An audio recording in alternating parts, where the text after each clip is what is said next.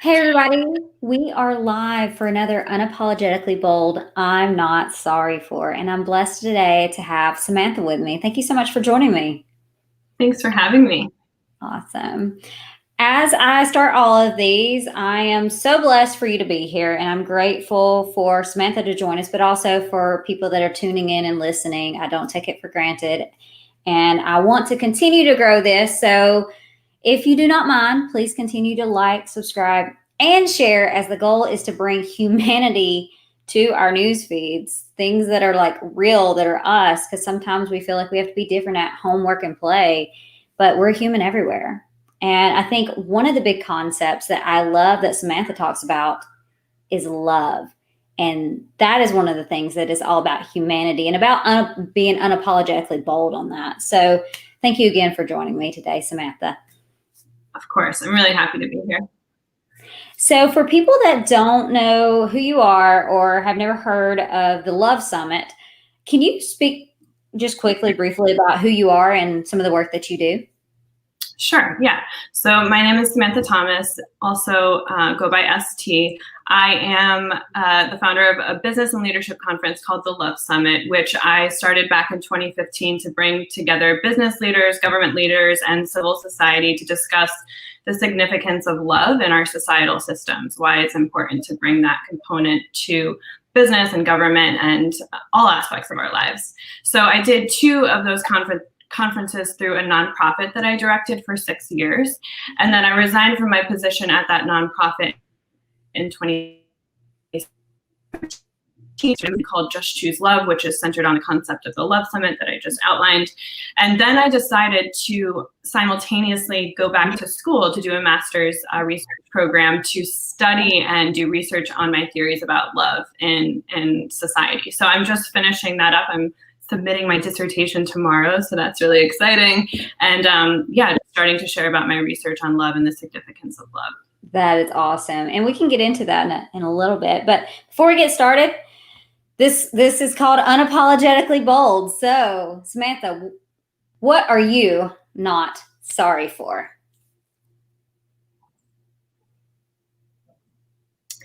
I'm not sorry for leading with love. I'm not sorry for starting a business conference called the Love Summit when there was so much pushback on that name about using that word in the context of business. There's a lot of fear and hesitancy around that. And I'm not sorry because I think it's what the world needs most right now.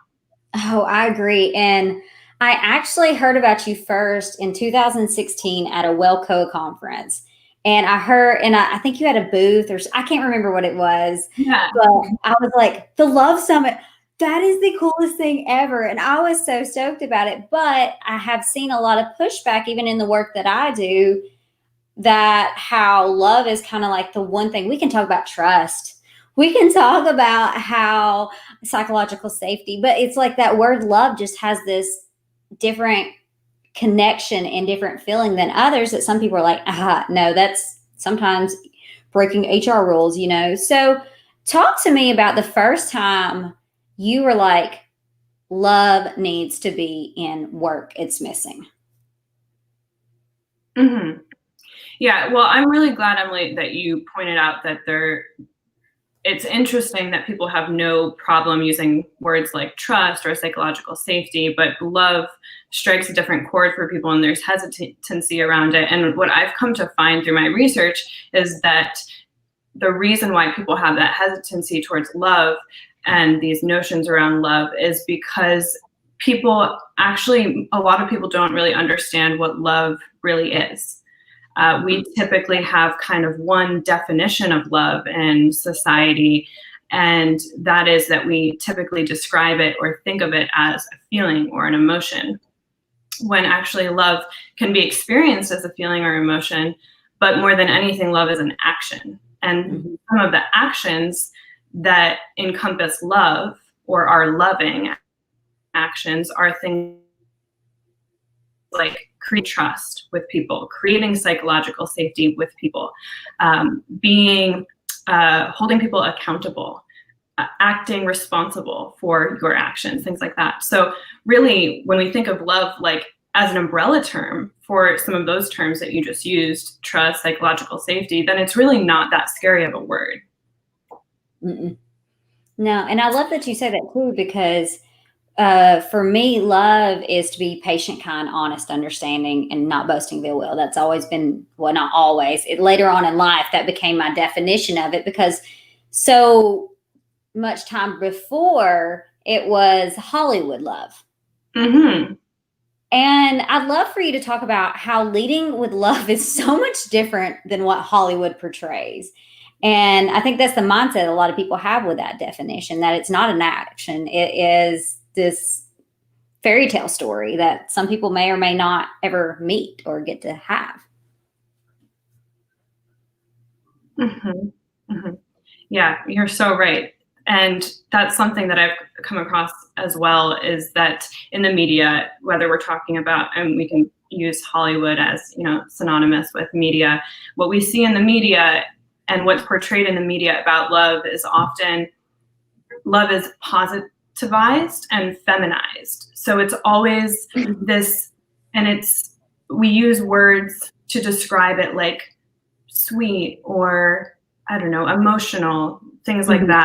And so we have this whole concept around love in society that is based in that, just the positive sides of love, and kind of the more feminine sides of love. But there's a totally other side of love too, where love is sometimes negative, in the sense that probably sounds kind of strange. I mean that I think in love, people often avoid negativity and expect it to always be positive, their relations with people and stuff. But going back to the concept of love as an action and not just a feeling, when we're taking any actions and doing anything in life, nothing's ever perfectly easy and smooth sailing. And it's the same with love. And it's a bumpy ride. It's not always warm, fuzzy feelings. Yeah, and I think that's so true too. For me, my definition, how it actually got molded, is because looking at physiology, there's an oxytocin, is called the love hormone or the love chemical of the body. And just exploring that more, in when is that secreted? When does it come out? And I joke now is that for me, love is like seeing my kids get sick as dogs and throw up on the floor and me cleaning that up. That's an act of love, because nobody wants to do it. It's dirty. It's ugly. Right. But it's a connection. It's all about caring. So in your research, have you seen any connections with that on how love is in it being an action? Can you elaborate on that? Like it being being a dirty action, it's something that sometimes, like, we have this pretty picture of it. And I always joke marriage, of course, I relate love back to marriage. But what I think too is that I love my husband now more than ever, but it's through all the junk that we went through, and it's that care and connect that has came from learning each other, but it's learning each other in love and how to be that patient, kind, honest, understanding aspect of it. Yeah. Yeah. Well, what that reminds me of is the idea of love being an action that we take for someone else's growth. And when we think of growth, so actually I'm going to pause for a second and read you my favorite quote that is, so my research has been on this, so it's been on love as a force for social justice, but I had to kind of hone in on one area. And so I decided to base my research, my dissertation research, on this woman named Bell Hooks. And she's an African-American feminist theorist and cultural critic. She's written a lot of amazing books, but the one that I drew on the most for my research is a book called All About Love by Bell Hooks. I highly recommend it.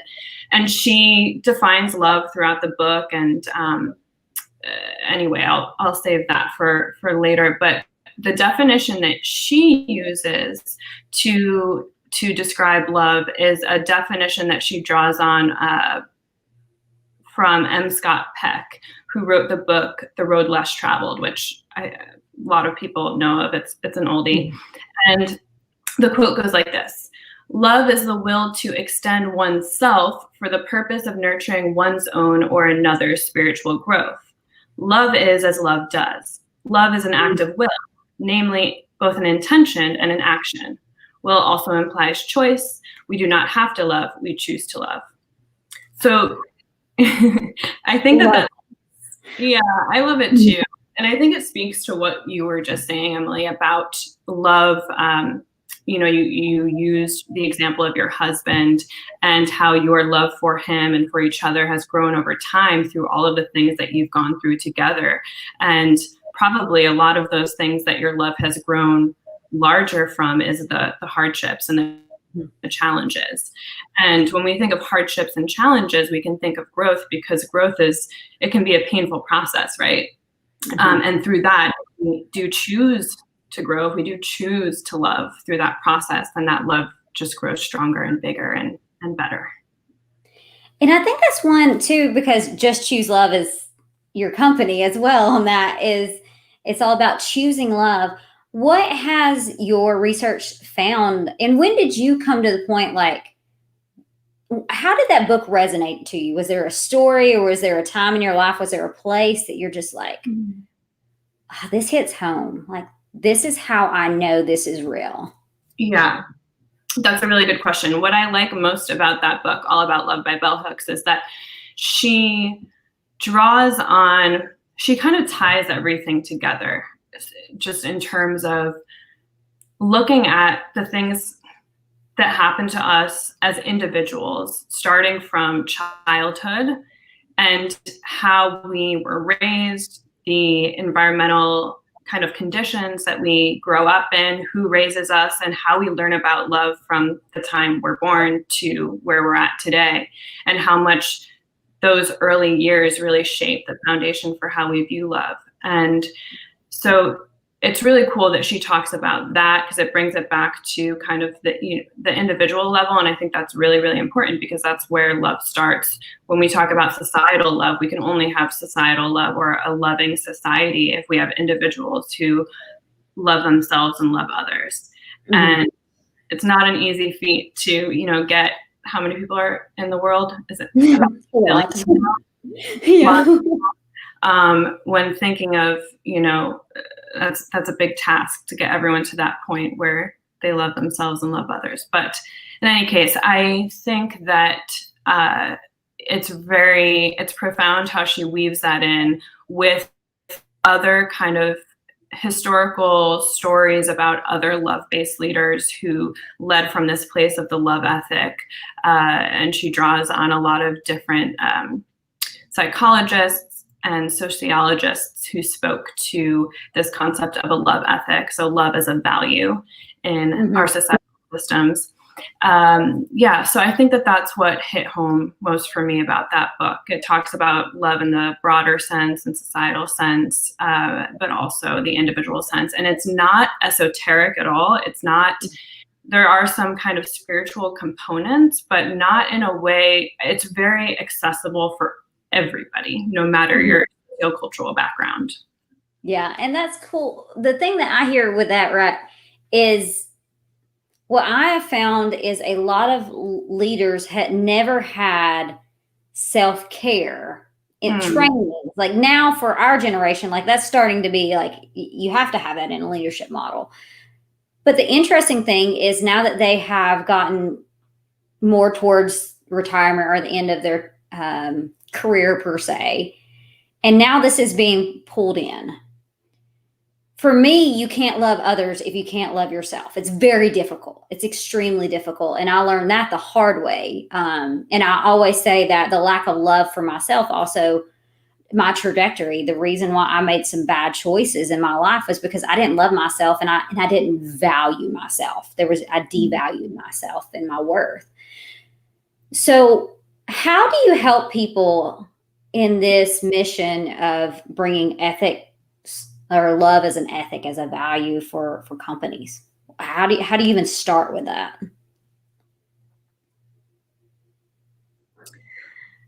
So it's I would say never ending process. It's a long process, but it really starts, like you said, with the self, right? So having the will to kind of self-actualize, if you will. And what I mean by that is to take a step back and to think about your growth as a person and what you're choosing and how you're leading your life and where you're leading from. But it's also easier said than done, and that's not always a realistic thing for everybody. And this also comes back to the fact that the economic fodder and like foundation for people to pursue self-actualization and to kind of contemplate these things and invest time in these ideas is when people don't have even their basic needs met, how can we expect them to have the wherewithal or the time to be able to invest in their personal growth if they're constantly worried about making ends meet and their financial security? And then aside from that, also typically people in those situations, I mean, a lot of us are in those situations. It's not, just a few people, but when we think about like people who are in poverty, legitimate poverty, how they're often they don't have access to the greatest education, the environmental conditions that they are surrounded by are not very conducive to even paying attention to these things. So it's difficult, but I think that there's a lot of places to start, and it just depends on the person. If we're talking more about a company, because I know we're talking about business here. So if we were talking about, let's say hypothetically, there's a business that wants to bring the love ethic into the workplace. There aren't any kind of like major financial constraints around doing this. For, of course, the business is probably going to be worried. Businesses are always worried about their bottom line, and that's something important. But I think what a lot of we're kind of stuck in this old mindset that if we incorporate these values of love into the workplace, that it's going to diminish our bottom line, but it's actually the opposite. Because when people experience love and feel valued and feel trust and feel affection and care and like they're taken care of in the workplace, they're going to be more productive, they're going to be happier, and that's going to increase the bottom line. It's really starting, I would speak specifically to business leaders in saying that have the courage. You just need to have the courage to take that step and trust that when you make these decisions to help others and to support, we can call it the spiritual growth, but I don't mean spiritual in the sense of like religious spirituality or, esoteric spirituality. I mean, like literally you are nurturing the spirit of somebody. So you can think of, what is my spirit? I feel my spirit is blooming when I'm doing the things that make me happiest, when I feel taken care of, when I feel valued. So I really think that business leaders just need to have the courage to take that step and to invest in the people that work for them and trust that it is going to pan out and it's going to work better for everyone, including the business. And that's the thing is I've never seen love be unsuccessful, like ever. Mm-hmm. It's just one of those things that just the extension of it is everybody, I feel like, needs it. And so therefore I can see why it's such importance to be an ethic. So going back to your research, what was like the most interesting thing that, or maybe something that you didn't expect to find, but you're like, oh, this is awesome. Like from your research, that was just something that was different that you kind of knew, but it kind of like solidified for you as well.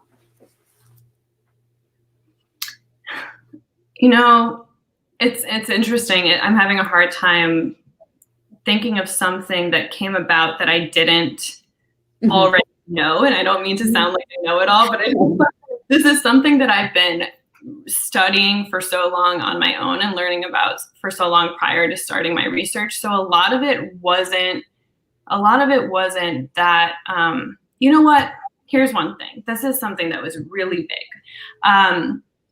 So we were talking about self-love and the importance of self-love, right?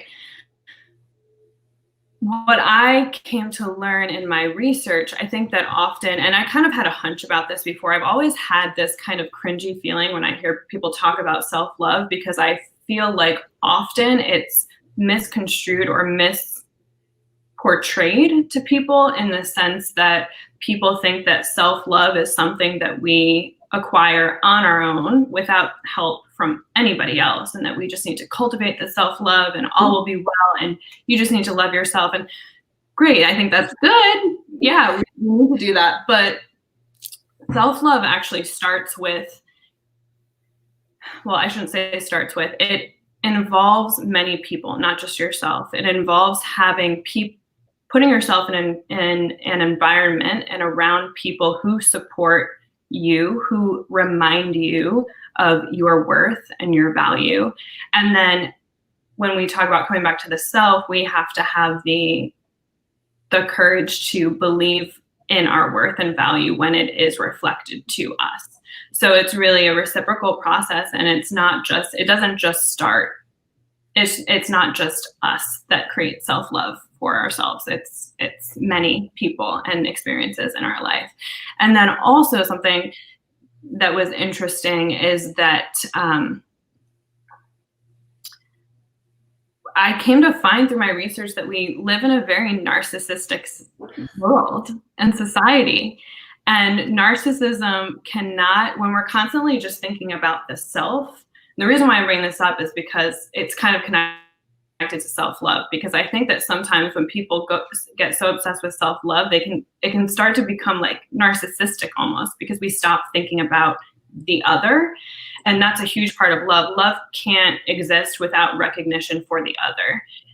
It's a reciprocal process once again, but it's about extending ourselves for the other. And when we get too self-loving, it can sometimes, we don't understand self-love in the sense of like what it actually means, then we can kind of, I think that it can become a little bit narcissistic, and narcissism is the epitome of not looking at the other and just being so absorbed in the self, right? And I think that we have a society that is such a reflection of that, such a me culture, such a me first, me and my family first. I do whatever I can to get ahead. And so that was a big thing too. And I think that's cool. On both of the things that you talk about is one, that self-efficacy, like the self, what I always say is I'd rather have self-compassion, because it's a me versus we instead of me with we. Like whenever you have self-compassion, you bring it together. It's more of, it's a bigger picture. It's about the other people. But the interesting thing about that too is, again, if you're going back into the body, oxytocin, it literally, you have to have another person. Like it's bonding. It is bonding with people. People need people. You can't just be about yourself, because we've heard stories time and time where people climb the ladder, they do all these things. They feel like they're giving their self-love with things, but they never had it, or were never extended it from others, or they may have put up barriers to not receive it. And so I think that's very important too, is some of I don't know if any of your research showed some of the barriers that people may put up to stop this from even being a discussion point, that they may have been hurt so much in the past from a perceived love when it wasn't. I call it actually a dopamine release, which it was just like that. It's almost like that childhood, like first love kind of thing. It's like, but the full action of it. So what would you say to that about what are some barriers that we need to overcome to get to leading with love? I wish I had this quote by Bell Hooks written down, because I don't remember how it goes exactly, but basically she talks about what you were just saying, Emily, about how people experience, I think, so much pain in the past that it inhibits them from moving forward and choosing love. And Bell Hooks says something like, in order to take the step to love and to choose love, we have to have the courage to let go of where we didn't receive love in the past, and the pain that caused us, and the hurt that caused us. And of course, it's so much easier said than done, but that is really one of the first and most crucial steps. For me, I'll say my love journey was something with my forgiveness, like forgiving and not forgetting, but forgiving so that I could get to the next step. So I would not hold myself back, because in essence, that's what I was doing. I was putting it about me and about my feelings, which, yes, some things that happened were, I wouldn't wish it on my worst enemy, but still it's keeping me in the past. And I think that's something, I don't know if anything that you've found or any stories that you have from the Love Summit about the forgiveness aspect of it, but continuing love and action and understanding that not everybody's bad. Like, I believe that 90% of people are amazing, but that 10% just are so loud yelling that it looks like it's more than it is. So I think that's something I really just want to talk about next, is about what can people do to start loving as an ethic and an action. Mm-hmm.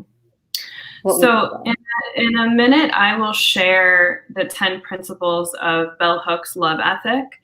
But before I do that, I do want to talk about forgiveness a little bit, and also just touch on what you just said about people being bad. And I don't think that any human being is inherently a bad person. I think that I am such a firm believer in human potential. And I think that every single human being is just full of love that's waiting to be unlocked. But there's a lot of things that hold us back.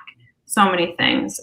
From the things that happen to us, like you said throughout our lives, to economic situations that hold us back, so on and so forth. But if we're talking in kind of a more, let's talk about forgiveness for a little bit. I think that that's one of, for me, the primary principles of love and choosing love, is being able to forgive people. And I've had many experiences in my life, as I think most of us have, that have been extremely painful and challenging. And it would be so easy for me to resent the people that caused me that pain or did things to me that were less than ideal.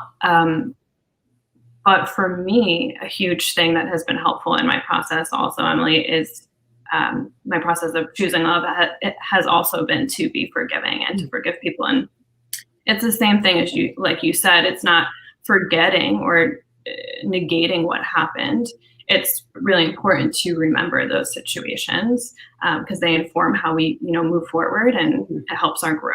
But forgiving and being able to let go of that resentment is so freeing and liberating. And so I know we all have, forgiveness is not easy. I think it's one of the hardest things, but it is one of the most crucial for sure. I love that. And I think it's so true. Its importance. And I love that you brought that point up. And so I think too, you talked about the 10 points. I love to hear that as well. You'll go into that. So what I'll do, because I know you said you want some actions for people, what I'll do is I'll read the principles, and then for some of them that aren't maybe as obvious as to how we would go enacting them, I'll give some kind of thoughts on each. So first is affection. The second is care. Let's talk about those just for a second. So when we say that a couple principles of love or the love ethic are affection and care, being open and honest about your affection for people and showing that you care, not just feeling it, not just thinking about it, but actually we're talking about action. So taking the action to show someone that you care about them. So open and honest expression of affection and care. The next is commitment, responsibility, respect, knowledge. So when we talk about knowledge, I think respect is self-explanatory. Responsibility is like, taking action or taking responsibility for our actions, holding ourselves accountable. Commitment, so being committed to a situation. But when we talk about knowledge, that one, I'm not sure if it's as self-explanatory, but always seeking out knowledge and educating ourselves and being open to learning new things. Mm-hmm.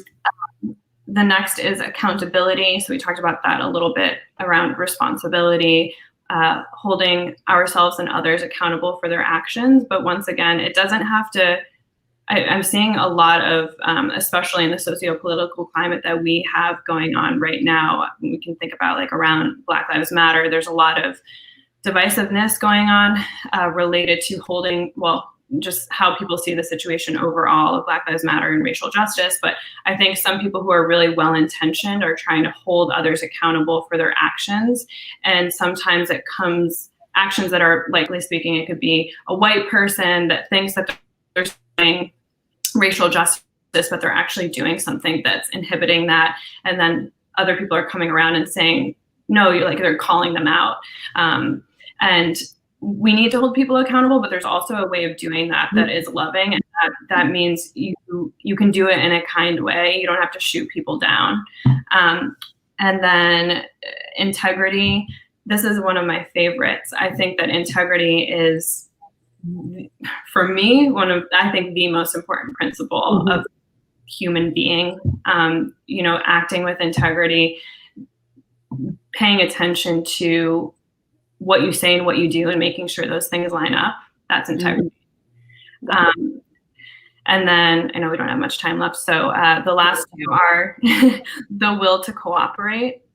So that's, once again, kind of like when we're talking about accountability and these situations where there's like around Black Lives Matter or other kind of like heated political issues, it can be difficult to cooperate because we get emotional and upset and go so stuck in our opinions or preconceived notions about the way things are or should be. So kind of just letting that guard down, taking down those barriers, just being open to hearing other people out and cooperating. That's the will to cooperate. And then trust is the last one. And I just love that so much. And I think that's a really beautiful one to end on too, because this whole thing, choosing love is the process of having enough trust in the fact that it will work. You just have to trust, and you just have to take that first step. I love everything about that. And I've actually never heard those. So that's a very interesting concept too. So, and the irony too is that accountability for us, we give what is called love nudges. And that's in our accountability measure, is it's doing it with that love, but it's holding people accountable. And you are so right about how to go about it, because sometimes it just isn't, and it will fall flat. So I think that's a huge thing that I've learned in my work. But for anybody that is listening to this and they're like, oh, love this thing, I'm still not with it. Like, I'm still not. What would be like your final advice or invitation for them to just try it? Let go of your preconceived notions about what you think you know. And remember that none of us know everything.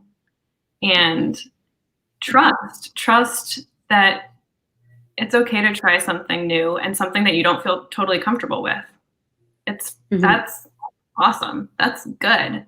Give yourself a chance to try something that is out of your comfort zone, and just go for it. I love it. Love it. Love it. Love it. Thank you so much for joining me, Samantha. And so for anybody that wants to get in touch with you or learn more about the work that you do, how can they find you? You guys can find me on Instagram. My handle is Love by ST. And then also Just Choose Love is on Instagram at Just Choose Love. And you can head to my website, justchooselove.com, sign up for our mailing list, and I'll keep you in the know with about future Love Summits and happenings around the movement. I am so supportive of you. And as I've told you before, and I'm going to say it on this too, just for record, if you need anything for that Love Summit, and I really want to recommend, I know that COVID threw a little loop in it, but whenever you do your next one, I we will do a huge pitch for it because I think it is so important and it is foundational for this work that I have for humanity and bringing people and learning how they work to the forefront. Because whenever you can tap into this on how humans are designed and what their actual needs are, their real needs, love being one of them, you have so much potential, not just with people and connecting, but with business. Like it's an endless ROI because a lot of people look at it on a money side, like this pays for itself tenfold. Find it, try it. Love really does matter. And I'm so thankful for you, Samantha, for joining me today as you lead with love. It was my pleasure. Thank you so much for having me, Emily. I appreciate it.